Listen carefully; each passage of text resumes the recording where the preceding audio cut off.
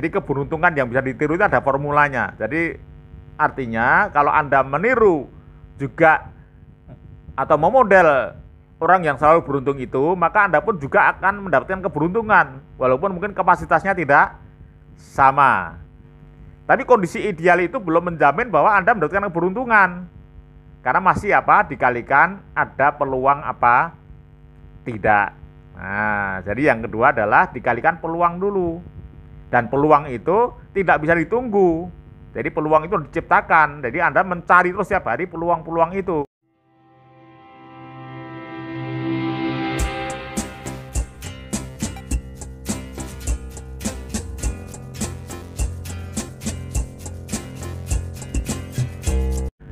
Assalamualaikum warahmatullahi wabarakatuh. Ketemu lagi dengan saya, trainer Amir Faisal. Kalau Anda ingin tahu lebih baik tentang saya, Anda bisa lihat kurikulum vitae saya, bisa membaca blog-blog saya. Bahkan kalau Anda ingin mendownload buku-buku bestseller saya yang di Gramedia, silahkan klik tanda panah di pojok kanan bawah ini ya. Di situ ada tanda panah, silahkan klik. Maka di sana sudah tersedia semua link-linknya.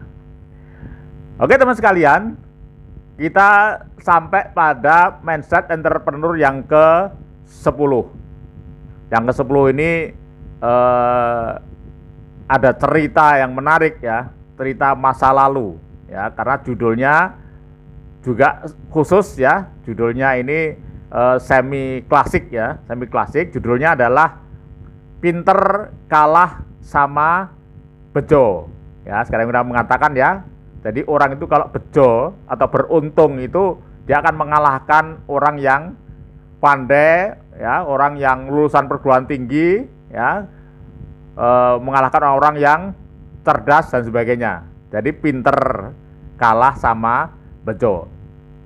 Ya, jadi cerita tentang bejo atau beruntung ini saya mulai dari kisah waktu zaman Raja Jawa dulu ya. Jadi cerita ini judulnya adalah Beruntung Karena Tulus dan Buntung Karena Akal Bulus ya. Jadi pada zaman dahulu ada raja di Jawa itu punya 2 orang abdi dalam ya. Di dalam itu adalah stafnya raja yang di dalam ya, yang bekerja dalam istana. Katakanlah orangnya namanya Pamot dan Panjul ya. Pamot itu penggambaran abdi dalam yang baik ya, orangnya cerdas, dia pekerja keras dan jujur. Sebaliknya Panjul adalah orang yang pemalas ya, dia suka cari enak sendiri ya, dan suka ngakalin teman-temannya. Ya, ini si Panjul. Sang raja sebenarnya sudah punya firasat ya, bahwa 2 abdi dalamnya ini memang punya sifat yang agak berbeda, dan dia melihat masa depan yang ya, ini orang-orang Jawa dulu memang dia suka bermain firasat seperti itu ya. Dia melihat di masa depan Panjul ini tidak cerah begitu ya. Tapi dia ingin mencoba sekali lagi. Dia akan ngetes sekali lagi, benarkah bahwa si Panjul ini memang sudah tidak dapat diubah lagi ya perilakunya. Maka suatu kali Panjul ini dipanggil sama raja. Dipanggil, kemudian sama raja diberi tugas untuk menyampaikan surat ke salah seorang bupatinya yang di luar kota ya. Kira-kira kalau perjalanan membutuhkan waktu pulang pergi harus sehari semalam baru sampai ya, nanti nginap di sana dulu baru besok paginya pulang. Nah, setelah menerima tugas dari sang raja, maka si Panjul ini sebenarnya agak malas-malasan karena harus bepergian keluar kota sampai 24 jam ya, maka dia sebenarnya tidak ikhlas gitu ya. Maka kemudian dia cari Pamot tadi, temannya sama abdi dalam tadi. Dia minta cari Pamot, kemudian setelah ketemu dia minta Pamot untuk menggantikan tugasnya dengan alasan bahwa dia menunggui sekarang ini orang tuanya sedang sakit. Ya tentu saja ini adalah berbohongan, dia hanya cari alasan saja gitu ya, ngarang-ngarang alasan. Nah, kalau bahasa anak sekarang adalah ngeprank gitu ya.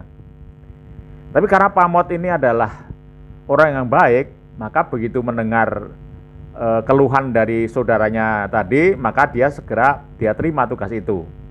Ya, dia sanggupi, maka diambillah surat itu dan kemudian dia bawa itu ke tempat sang bupati tadi.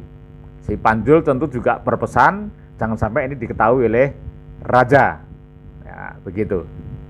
Teman sekalian, akhirnya singkat cerita, maka pagi-pagi benar sehabis subuh si Pamot ini berangkat ke kabupaten ya, supaya nanti tidak terlalu sore sampai di sana gitu. Maka singkat cerita, pada siang menjelang sore sampailah Pamot ke kabupaten dan dia langsung melaporkan ke pengawal yang menjaga di kabupaten dengan mengatakan bahwa dia adalah utusan raja.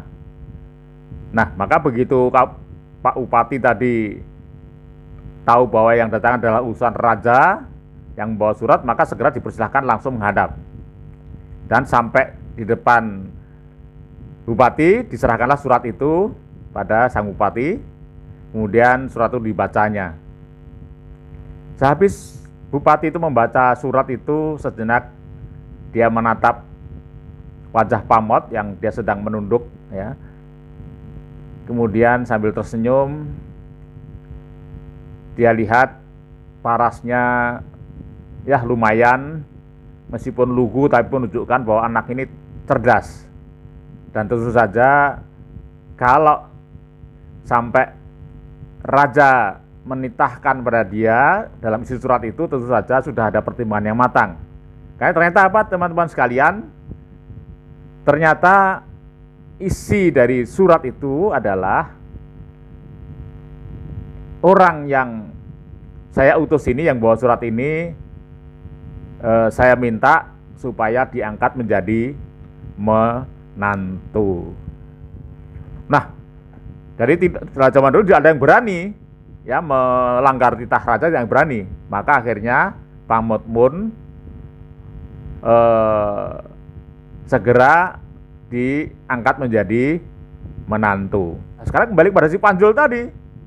Panjul tadi tunggu ya, kan dia harus melaporkan ke raja tadi, kan dia ngedus dia. Kok nggak pulang-pulang gitu ya, tunggu-tunggu.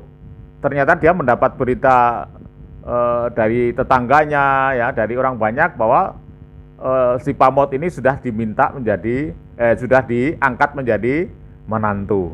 Maka Panjul ini begitu menyesal, dia memukul-mukul kepalanya. Ya, harusnya kalau dia kemarin itu amanat membawa surat, tentu sebenarnya yang menjadi menantu adalah dia. Tapi ya sekali lagi tadi keberuntungan itu bukanlah milik dia ya, karena perilaku dia sendiri. Teman sekalian, maka sekarang Panjul tidak berani lagi kembali ke kerajaan. Tentu saja dia akan dihukum kan, karena raja taunya kan Panjul sudah diambil menantu. Maka sekarang dia tidak berani lagi kembali ke kerajaan, dia sekarang menganggur ya, karena takut kembali ke kerajaan, takut dihukum. Nah, setelah berbulan-bulan menganggur ya, Pamot berpikir keras, cari jalan keluar, gimana caranya dapat keberuntungan kayak Pamot tadi. Maka dia sekarang setiap hari nongkrong di luar gerbang istana ya, nunggu-nunggu nanti kalau ada abdi dalam lagi yang diutus oleh raja untuk mengantar surat, nanti akan dia ambil tugas itu ya. Siapa tahu nanti surat itu isinya adalah abdi dalam itu akan diambil menantu juga oleh bupati. Sehari, 2 hari, 3 hari, seminggu, 2 minggu, akhirnya ada juga seseorang yang keluar dari halaman istana dengan membawa surat. Maka tanpa pikir panjang lagi, disambangnya orang itu. Langsung dia tawarin ya, langsung ditawarin, "Mas, biar aku saja yang bawa surat itu." Tentu saja orang yang diminta tadi juga agak ketakutan. "Sudah nggak apa-apa, kamu nanti sembunyi dulu ya, sembunyi dulu. nanti besok setelah saya membawa surat itu ke kabupaten, nanti saya akan nemui kamu lagi untuk laporan. Nah, akhirnya walaupun setengah takut ya, abdi dalam tadi akhirnya menyerahkan surat itu kepada si Panjul. Dan Panjul pun juga pintar juga. Dia tidak ambil semua uang sakunya, tapi sebagian dia bagi kepada abdi dalam tadi. Nah, teman sekalian, singkat cerita sampailah si Panjul ini ya ke kabupaten. Ya, sebagaimana halnya Pamat kemarin, karena utusan raja maka langsung bupati yang di tempat lain ya, bukan yang di tempat Pamat kemarin, dia langsung minta pengawal untuk memanggil Panjul masuk ke dalam. Sampai di dalam, wajahnya di Panjul sudah berbinar-binar, sudah muncul angan-angannya jadi membantu bupati, tidak perlu kerja keras lagi, setiap hari hidupnya enak didampingi istri yang cantik. Nah, teman sekalian, sesudah sang bupati membaca surat itu, wajahnya menjadi merah, ya, menjadi merah. Kemudian dia segera berteriak kepada pengawal, "Pengawal, tangkap orang ini, masukkan ke penjara." Maka Panjul terkejut bukan main, karena ternyata isi surat itu isinya adalah perintah atau titah dari raja supaya pembawa surat ini dipenjarakan. Nah, ini hadirin sekalian, teman sekalian, gambaran dari nasib yang dibawa oleh orang, atau kata yang paling populer adalah, ini adalah valensi nasib seseorang. Jadi sebenarnya nasib orang itu yang membawa adalah dirinya sendiri. Dan kalau kita lihat tadi secara jeli dua kisah tadi, maka sebenarnya ada orang yang memang perilakunya, tabiatnya itu dia memang membuat dia sering sial gitu ya. Tapi juga ada juga orang ini yang karena tabiatnya ini orangnya tulus, maka justru dia sering beruntung ini. Nah, ini kalau dalam cerita di komik itu ya, ada namanya si Untung dan Donald Bebek yang selalu sial ini ya. Nah, seperti itu, hampir sama. Jadi di barat, di Jawa juga ada cerita seperti itu ya. Ada cerita orang yang selalu sial dan orang selalu beruntung. Dan kalau suruh milih, Anda pilih mana? Tentu Anda milih yang selalu beruntung. Teman-teman sekalian, ternyata memang keberuntungan ini ada yang memang given ya. Given itu sudah begitu saja, seperti tadi ya. Tapi ada juga sebenarnya bisa dikelola. Atau keberuntungan orang itu sebenarnya bisa ditiru. Jadi ada keberuntungan yang tidak bisa ditiru ya. Seperti misalnya orang dapat rezeki nomplok ya. Misalnya ya, itu kan orang dapat undian umroh misalnya, itu kan nggak bisa ditiru. Kita ikut berapa kali pun nggak pernah dapat. Itu ada orang yang harus sekali ya, dia langsung mendapatkan undian umroh gitu, seperti itu misalnya. Atau misalnya teman Anda SMA ya, dulu sahabat SMA ternyata sekarang menjadi presiden misalnya, itu kan nggak bisa ditiru. Ya, kita kan nggak bisa ngulang lagi ya. Kalau sekarang kita punya sahabat, nanti belum tentu mereka nanti jadi presiden. Ya, ini nggak bisa ditiru juga. Ketemu turis kaya raya, ternyata dia sedang mencari orang yang akan diberi warisan, seperti itu misalnya, karena dia nggak punya anak. Nah, ini kan nggak bisa ditiru ya. Ada bujang, ketemu janda, muda, cantik, dan kaya raya, yang tidak butuh dinafkahi, tapi hanya butuh cinta saja. Nah, seperti itu. Nah, ini adalah keberuntungan yang tidak mungkin ditiru. Jadi nggak usah dipikirin ya. Maka yang kita bahas di sini adalah keberuntungan yang bisa ditiru atau di model. Nah, di sini ada dua macam di sini ya, seperti dalam tabel itu. Dari yang sebelah kiri itu tidak bisa ditiru dan yang sebelah kanan bisa ditiru. Jadi keberuntungan yang bisa ditiru adalah yang sebelah kiri ya. Jumlahnya biasanya besar ya. Biasanya besar, mendadak besar ya. Kemudian ketiga, tidak direncanakan. Biasanya kan gitu kan, nggak direncanakan kan orang dapat kebutuhan itu. Kemudian biasanya bersifat materi. kemudian jangka pendek biasanya, kemudian tidak ada polanya, kan nggak ada polanya tadi namanya bejo tadi kan nggak ada polanya.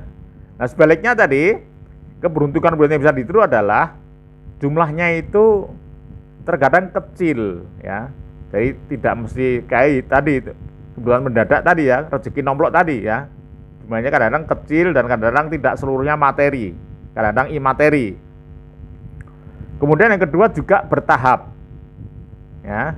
Kemudian yang ketiga, nah ini yang ketiga ini keuntungannya bisa direncanakan. Yang keempat adalah berupa materi dan non materi. Kemudian yang keenam adalah jangka panjang sifatnya. Dan yang terakhir adalah terpola. Nah, polanya seperti apa? Ya, jadi ada formulanya. Jadi keberuntungan yang bisa ditiru itu ada formulanya. Jadi artinya kalau Anda meniru juga atau memodel orang yang selalu beruntung itu, maka Anda pun juga akan mendapatkan keberuntungan walaupun mungkin kapasitasnya tidak sama. Nah, di sini seperti dalam gambar itu, ini adalah orang-orang beruntung ya, orang yang selalu beruntung yang keberuntungan mereka itu ada polanya ya, polanya seperti ini, ada formulanya, ada polanya. Jadi polanya adalah ya, formulanya adalah jadi kondisi ideal kali peluang kali energi. Ya, maksudnya kondisi ideal bagaimana? Ya, kondisi ideal misalnya orang yang impiannya pengen jadi umpamanya ya, ingin jadi profesor umpamanya. Dia jadi dosen di kampus. Nah, itu kan dosennya sudah ideal ya. Sebab untuk jadi profesor ya, jadi rektor atau mungkin jadi menteri pendidikan misalnya, itu kan harus jadi dosen dulu. Ya, tidak ada profesor yang tidak pernah ngajar, itu nggak ada ya. Atau Anda seorang pebisnis, kondisi Anda sudah berada di asosiasi bisnis, dan ini kondisi Anda sudah ideal ya. Atau kondisi ideal ini ada juga Anda ingin jadi pengusaha, maka keluarga Anda sudah keluarga pengusaha, itu kondisinya sudah ideal. Tapi kondisi ideal itu belum menjamin bahwa Anda mendapatkan keberuntungan. Karena masih dikalikan ada peluang tidak. Nah, jadi yang kedua adalah dikalikan peluang dulu. Dan peluang itu tidak bisa ditunggu. Jadi peluang itu diciptakan. Jadi Anda mencari terus setiap hari peluang-peluang itu. Tadi dengan Anda mencari jaringan, ya, Anda aktif di media sosial, aktif di organisasi, itu akan ada peluang-peluang di sana. Tapi ada peluang pun juga belum tentu menjamin Anda mendapatkan keberuntungan, masih dikalikan dengan energi. Artinya energi itu adalah passion Anda, ya. Passion Anda, nanti kalau Anda mau belajar passion itu nanti Anda silahkan klik di YouTube saya, di platform saya, Mindset Entrepreneur bagian kelima. Nanti seperti apakah passion itu. Jadi biasanya orang-orang yang beruntung itu adalah orang yang energinya tinggi. Orang yang energinya tinggi adalah orang memiliki passion di dalam hidupnya. Nah, ini teman sekalian, jadi silahkan Anda praktekkan sendiri ya. Jadi Anda tidak usah tadi memikirkan keberuntungan yang tidak bisa ditiru tadi ya, karena itu sudah menjadi milik ya, sudah nasibnya ya, takdirnya bagi orang-orang itu. Tapi sekarang marilah kita manage keberuntungan yang bisa kita kelola, yang bisa kita tiru, kita model dari orang-orang yang sudah sukses. Baik, sampai ketemu lagi pada platform yang berikutnya. Sekian, assalamualaikum warahmatullahi wabarakatuh.